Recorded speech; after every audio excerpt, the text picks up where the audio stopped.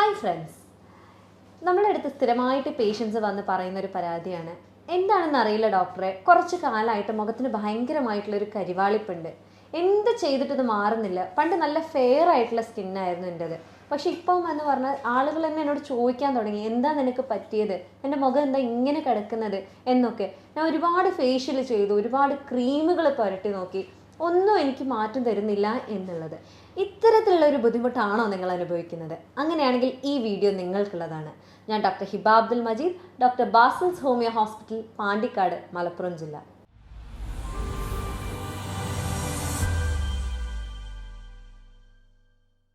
ഈ വീഡിയോയിൽ നമ്മൾ പ്രധാനമായിട്ട് നോക്കുന്നത് എന്തുകൊണ്ടാണ് ഇത്തരത്തിലുള്ള കരിവാളിപ്പുകൾ വരുന്നത് എന്നുള്ളതും ഇതിനെ എങ്ങനെ പരിഹരിക്കാം എന്നുള്ളതുമാണ്. പിന്നെ ഒന്ന് നോക്കുന്നത് എങ്ങനെയൊക്കെയാണ് നമുക്ക് നമ്മളുടെ മുഖത്തിൻ്റെ സൗന്ദര്യം കൂട്ടാൻ സാധിക്കുക എന്നുള്ളതാണ്. അപ്പോൾ ആദ്യമായിട്ട് പറയുകയാണെങ്കിൽ തന്നെ നമ്മളുടെ മുഖത്തിൻ്റെ കരിവാളിപ്പിൻ്റെ പ്രധാന വില്ലൻ എന്ന് പറയുന്നത് തന്നെ നമ്മളുടെ ലിവറാണ്. നമ്മളുടെ കരളിന് എന്തെങ്കിലും രോഗങ്ങളുണ്ടെന്നുണ്ടെങ്കിൽ, പ്രത്യേകിച്ച് ഇപ്പോൾ നമ്മളുടെ നാട്ടിൽ സ്ഥിരമായിട്ട് ഫാറ്റി ലിവർ എന്ന് പറയുന്ന ഒരു രോഗം കേട്ട് വരുന്നുണ്ട്. ഇത്തരത്തിലുള്ള ആളുകൾക്ക് പ്രധാനമായിട്ടും കണ്ടുവരുന്ന ലക്ഷണങ്ങളിൽ ഒരു ലക്ഷണമാണ് മുഖത്തിന് ഭയങ്കരമായിട്ടുള്ള കരിവാളിപ്പുണ്ട് എന്നുള്ളത്.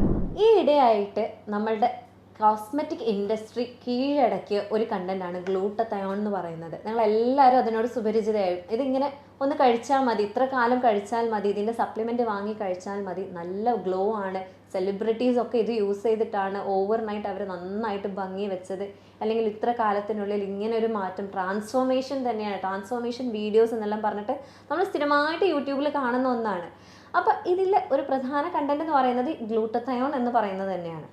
അപ്പോൾ ശരിക്കും ഗ്ലൂട്ടത്തയോൺ വാങ്ങാൻ ഭയങ്കര എക്സ്പെൻസീവ് ആണ്. പക്ഷേ യഥാർത്ഥത്തിൽ ഈ ഗ്ലൂട്ടത്തയോൺ എന്ന് പറയുന്നത് പുറത്തുനിന്ന് സപ്ലിമെൻറ്റ് ചെയ്യേണ്ട ഒന്നല്ല. നമ്മുടെ ശരീരത്തിൽ തന്നെ നാച്ചുറലായിട്ട് പ്രൊഡ്യൂസ് ചെയ്യുന്ന ഒന്നാണ് ഗ്ലൂട്ടത്തയോൺ എന്ന് പറയുന്നത്.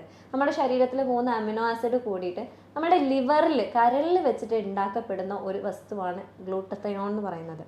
പക്ഷെ നമ്മുടെ ലിവർ ഒരു നല്ല രീതിയിലുള്ള ഒരു ഫങ്ഷനിങ് ആയിട്ടുള്ള രീതിയിലല്ല എന്നുണ്ടെങ്കിൽ സ്വാഭാവികമായിട്ടും ഈ ഗ്ലൂട്ടത്തയോണിൻ്റെ പ്രൊഡക്ഷൻ അവിടെ കുറയുകയാണ്. പ്രത്യേകിച്ച് ഈ ഫാറ്റി ലിവർ ഉള്ള ആളുകൾ.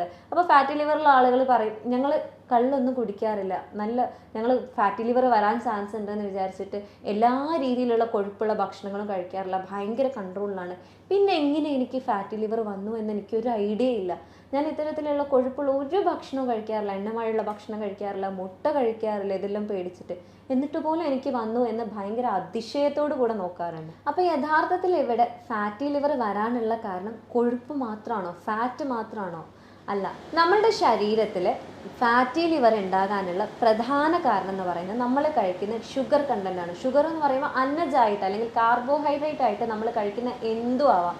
ഒരു ചോറ് മുതൽ നമ്മൾ കഴിക്കുന്ന ഏത് ഒരു പുറത്തുനിന്ന് കഴിക്കുന്ന പാക്ഡ് ആയിട്ടുള്ള ഫുഡാവാം, അല്ലെങ്കിൽ നല്ല ഹൈ സിറപ്പായിട്ടുള്ള നമ്മളുടെ ഫ്രൂട്ടി പോലത്തെ ജ്യൂസസ് ആവാം, അല്ലെങ്കിൽ അങ്ങനെ എന്തും ആവാം. അപ്പോൾ ഇതെന്താ സംഭവിക്കുന്നതെന്ന് വെച്ചാൽ നമ്മുടെ ശരീരത്തിൽ നമ്മൾ കാർബോഹൈഡ്രേറ്റ് അല്ലെങ്കിൽ അന്നജം കഴിക്കുമ്പോൾ 2 രീതിയിലുള്ള അന്നജമാണ് നമ്മുടെ ശരീരത്തിലേക്ക് എത്തുന്നത്. അത് എത്തുന്നത് ഒന്ന് ഗ്ലൂക്കോസ് ആയിട്ടും ഒന്ന് ഫ്രക്ടോസും ആയിട്ടാണ് എത്തുന്നത്.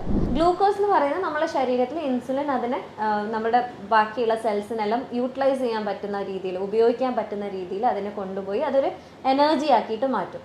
അധികമായിട്ട് ഗ്ലൂക്കോസ് ഉണ്ടാവുകയാണെന്നുണ്ടെങ്കിൽ അതിനെ ഗ്ലൈക്കോജനായിട്ട് സ്റ്റോർ ചെയ്യും. പക്ഷേ ഇന്നത്തെ കാലത്ത് എന്താ സംഭവിക്കുന്നതെന്ന് വെച്ചാൽ ഗ്ലൂക്കോസ് ഇല്ലാത്തൊരു സാഹചര്യം വരുന്നില്ല. അപ്പോഴേക്കും നമുക്ക് സ്വിഗ്ഗി, സൊമാറ്റോ എന്നൊക്കെ പറഞ്ഞ ഒരുപാട് ഓപ്ഷൻസ് ഉണ്ട്. അപ്പോൾ എപ്പോഴും എന്തെങ്കിലുമൊക്കെ ആയിട്ട് കഴിക്കാൻ കൊതി വരികയാണെന്നുണ്ടെങ്കിൽ പെട്ടെന്ന് പുറത്തിറങ്ങി നമ്മൾ എന്തെങ്കിലുമൊക്കെ ആയിട്ട് കഴിച്ചിട്ടുണ്ടാവും. പ്രത്യേകിച്ച് ഓയിലി ആയിട്ടുള്ള ഫാസ്റ്റ് ഫുഡ് ആയിട്ടുള്ള ഒക്കെ ഭക്ഷണങ്ങൾ, അല്ലെങ്കിൽ ചിലപ്പോൾ ഒരു എനർജി ഡ്രിങ്ക് ആയിട്ട് നമ്മൾ എന്തെങ്കിലും ഒരു ഡ്രിങ്ക് കുടിച്ചിട്ടുണ്ടാവും. അങ്ങനെ പല രീതിയിലും നമ്മൾക്ക് അവിടെ വീണ്ടും നമ്മൾ നമ്മുടെ ശരീരത്തിലേക്ക് ഗ്ലൂക്കോസിനെ ഫ്രക്ടോസിനെ അവിടെ കൊടുത്തുകൊണ്ടേയിരിക്കുകയാണ്. അപ്പോൾ സ്വാഭാവികമായിട്ടും നമ്മുടെ ശരീരത്തിൽ ഓവറായിട്ട് ഗ്ലൂക്കോസ് ഉണ്ടാവുകയും ഗ്ലൈക്കോജൻ ഓവറായിട്ട് അവിടെ പ്രൊഡ്യൂസ് ചെയ്യപ്പെടുകയും ചെയ്യുകയാണ്. ഈ ഗ്ലൈക്കോജൻ സ്വാഭാവികമായിട്ടും പിന്നീട് ട്രൈഗ്ലിസറൈഡ് അല്ലെങ്കിൽ ഫാറ്റായിട്ട് അവിടെ നമ്മുടെ ശരീരത്തിൽ സ്റ്റോർ ചെയ്യപ്പെടുകയാണ്. ഇത് സ്റ്റോറേജ് എവിടെ വരുന്നതെന്ന് വെച്ചാൽ ലിവറിൻ്റെ പുറത്താണ് വരുന്നത്. അപ്പോൾ സ്വാഭാവികമായിട്ടും ലിവറിന് ചുറ്റും ഫാറ്റിൻ്റെ കണ്ടൻറ്റ് കൂടും. അതേപോലെ ഫ്രക്ടോസ് എന്ന് പറയുന്നത് നമ്മുടെ ശരീരത്തിൽ ആകെ അതിനെ ഡൈജസ്റ്റ് ചെയ്യാൻ പറ്റുന്നത് നമ്മളുടെ ലിവറിലാണ്, കരളിലാണ്. അപ്പോൾ സ്വാഭാവികമായിട്ടും ഈ ഫ്രക്ടോസ് അവിടെ ചെന്ന് ഫ്രക്ടോസിന് ആ ഫാറ്റ് ആയതിനു ശേഷമാണ് അതിനെ നമ്മളെ ഇൻറ്റസ്റ്റൈനിലേക്ക്, അതായത് കുടലിലേക്ക് പറഞ്ഞയക്കുന്നത്. അപ്പോൾ കുറച്ചാണെന്നുണ്ടെങ്കിൽ കുഴപ്പമില്ല. പക്ഷെ അമിതമായിട്ട് ഹൈ ഫ്രക്ടോസ് സിറപ്സ് ഒക്കെയാണ് നമ്മുടെ ശരീരത്തിൽ സ്ഥിരമായിട്ട് നമ്മൾ കഴിക്കുന്നത്. കൂൾ ഡ്രിങ്ക്സ് കഴിക്കാറുണ്ട്, എന്താ പുറത്തുനിന്നുള്ള പാക്ഡ് ആയിട്ടുള്ള ഫുഡ്സ് അല്ലെങ്കിൽ ഡ്രിങ്ക്സ് ഒക്കെ കുടിക്കുന്ന ആളാണെന്നുണ്ടെങ്കിൽ സ്വാഭാവികമായിട്ടും ഫ്രക്ടോസിൻ്റെ കണ്ടൻറ്റ് കൂടും, അത് കൂടുതലായിട്ട് ഫാറ്റായിട്ട് പ്രൊഡ്യൂസ് ചെയ്യപ്പെടും. സ്വാഭാവികമായിട്ടും ഈ ഫാറ്റ് നമ്മളുടെ കരളിൽ തന്നെ ചെന്ന് അടഞ്ഞുകൂടും.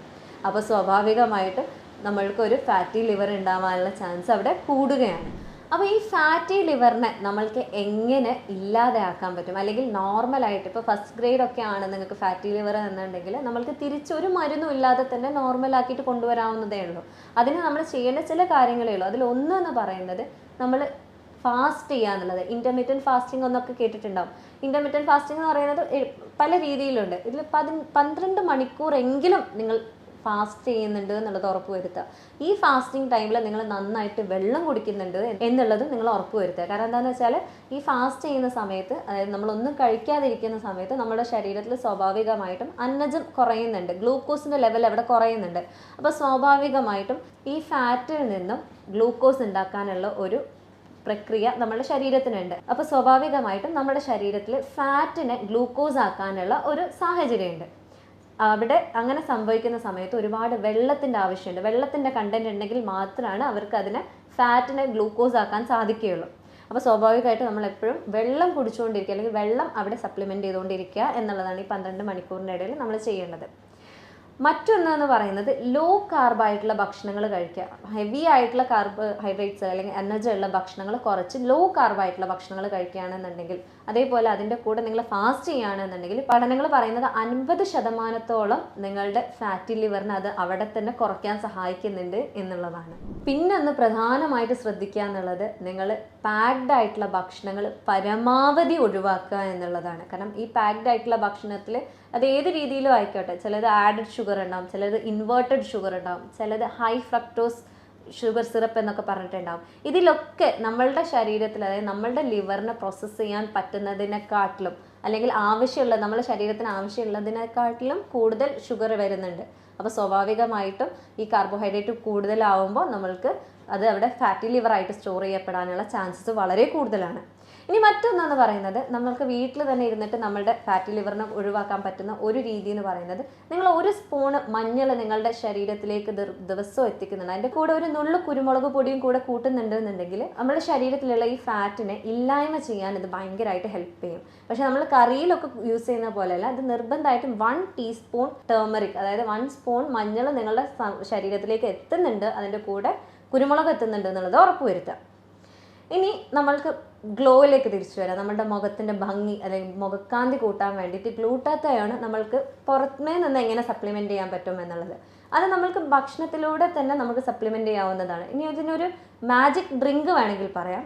ഇതെന്ന് പറയുന്നത്, തലേന്ന് കുതിർത്തി വെച്ച വെണ്ടയ്ക്ക നീരിലേക്ക് 1 അനാറ്, കുറച്ച് ഓറഞ്ച്, കുറച്ച് ക്യാരറ്റ് എല്ലാം നന്നായിട്ട് ജ്യൂസ് ചെയ്തിട്ട് നിങ്ങൾ ദിവസവും കുടിക്കുകയാണെങ്കിൽ ഗ്ലൂട്ടത്തയോൺ എന്ന കണ്ടന്റിനെ നിങ്ങൾക്ക് നിങ്ങളുടെ ബോഡിയിൽ കൂട്ടാനും അതേപോലെ നിങ്ങളുടെ ഫേസിനെ നന്നായിട്ട് ഗ്ലോ ചെയ്യാനും ഇത് ഹെൽപ്പ് ചെയ്യും. ഇനി നമ്മുടെ മുഖം കരിവാളിപ്പ് വരാനുള്ള മറ്റൊരു കാരണം എന്ന് പറയുന്നത് സൺ ടാൻ ആണ്. അതായത് നമ്മൾ പുറത്തൊക്കെ പോവാണ്, വെയിലത്ത് പോവാണ്, നമ്മൾ സൺസ്ക്രീൻ ഒന്നും ഉപയോഗിക്കാറില്ല എന്നാണെന്നുണ്ടെങ്കിൽ നമ്മുടെ സ്കിന്നിനെ സംരക്ഷിക്കാൻ വേണ്ടിയിട്ട് നമ്മുടെ സ്കിന്നിൽ സ്വാഭാവികമായിട്ടും മെലറ്റോണിൻ എന്ന് പറയുന്ന കണ്ടൻസ് ഉണ്ടാക്കപ്പെടുകയാണ്.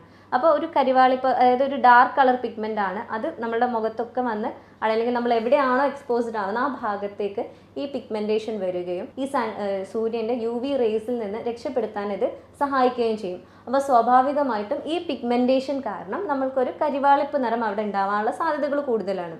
ഇതിനെ നമുക്ക് സിമ്പിളായിട്ട് നമ്മുടെ വീട്ടിലിരുന്നുകൊണ്ട് തന്നെ നമുക്ക് മാറ്റിയെടുക്കാവുന്നതാണ്. അതായത് ഒരു തക്കാളിയുടെ നീരിലേക്ക് നിങ്ങൾ കുറച്ച് രക്തചന്ദനം അല്ലെങ്കിൽ അതിന് പകരം കടലപ്പൊടിയോ അല്ലെങ്കിൽ പയറിൻ്റെ പൊടിയോ ഒക്കെ ഉപയോഗിക്കാം. അത് നന്നായിട്ടൊരു പേസ്റ്റ് ആക്കിയിട്ട് നിങ്ങളുടെ മുഖത്ത് നന്നായിട്ട് അപ്ലൈ ചെയ്തിട്ട് അതൊരു 20 to 25 മിനിറ്റെങ്കിലും നിങ്ങൾ നന്നായിട്ട് ഉണങ്ങാൻ വെച്ച് കഴുകി കളയാണ്. ഇത് ഒരു ആഴ്ചയിൽ 2-3 തവണ നിങ്ങൾ ചെയ്യുന്നുണ്ടെന്നുണ്ടെങ്കിൽ സ്വാഭാവികമായിട്ടും നിങ്ങളുടെ മുഖത്തിൻ്റെ ആ ഒരു സൺ ടാൻ, അതായത് ആ ഒരു കരിവാളിപ്പ് പോകാൻ ഇത് വളരെയേറെ ഹെൽപ്പ് ചെയ്യും. പിന്നെ നമ്മളുടെ മുഖം നന്നായിട്ടൊരു ഭംഗി കാത്തു സൂക്ഷിക്കാൻ, അല്ലെങ്കിൽ നമ്മളുടെ ഏജ് പറയുന്ന ഒന്നാണ് ഈ മുഖത്തുള്ള ചുളിവുകൾ എന്ന് പറയുന്നത്. ഒരുപാട് പ്രായമാവണമെന്നില്ല. ചില കുട്ടികൾ അല്ലെങ്കിൽ ചില ആളുകളൊക്കെ ചിരിച്ചു കഴിഞ്ഞാൽ അവരുടെ കണ്ണിൻ്റെ ഈ ഭാഗങ്ങളിലൊക്കെ ആയിട്ട് നല്ല ചുളിവ് കാണാറുണ്ട്.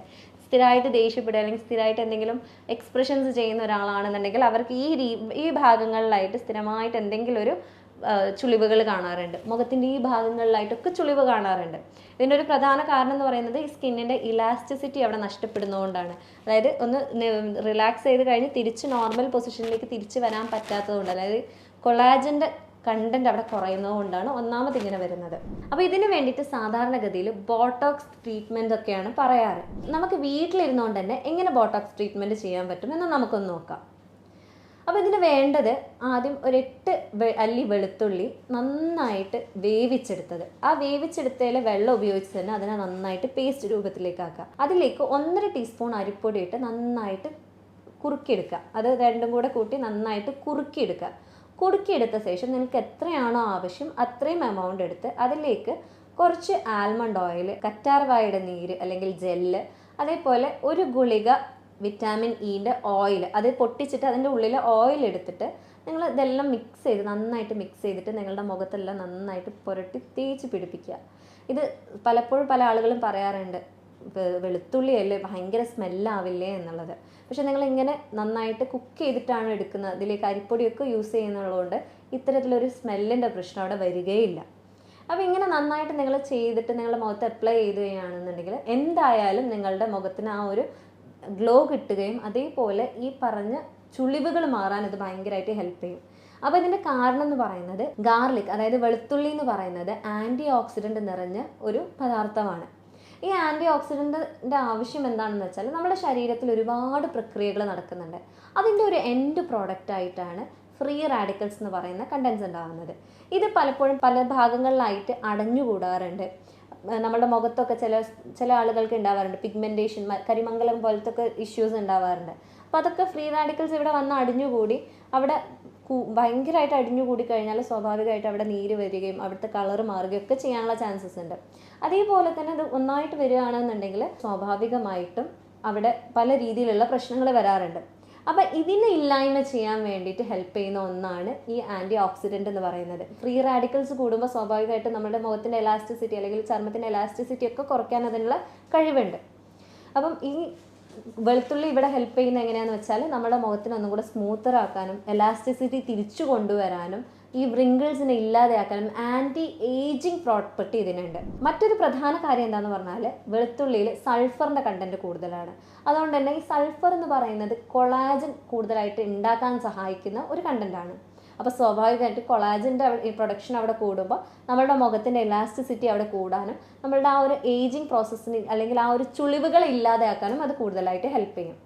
ഇനി മറ്റൊന്നാണ് വിറ്റാമിൻ K2 എന്ന് പറയുന്നത്. നിങ്ങളൊക്കെ കേട്ടിട്ടുണ്ടാവും. വിറ്റാമിൻ K2 നമ്മുടെ മുഖത്തിൻ്റെ മുഖക്കാന്തി കൂട്ടാനും വ്രിങ്കിൾസ് കുറയ്ക്കാനും കൊളാജൻ കൂട്ടാനൊക്കെ ഹെൽപ്പ് ചെയ്യുന്നതാണ്. വിറ്റാമിൻ K2 സപ്ലിമെൻറ്റ്സ് എടുക്കും എന്നൊക്കെ പറഞ്ഞ് ഒരുപാട് പരസ്യങ്ങൾ നിങ്ങൾ കണ്ടിട്ടുണ്ടാവും.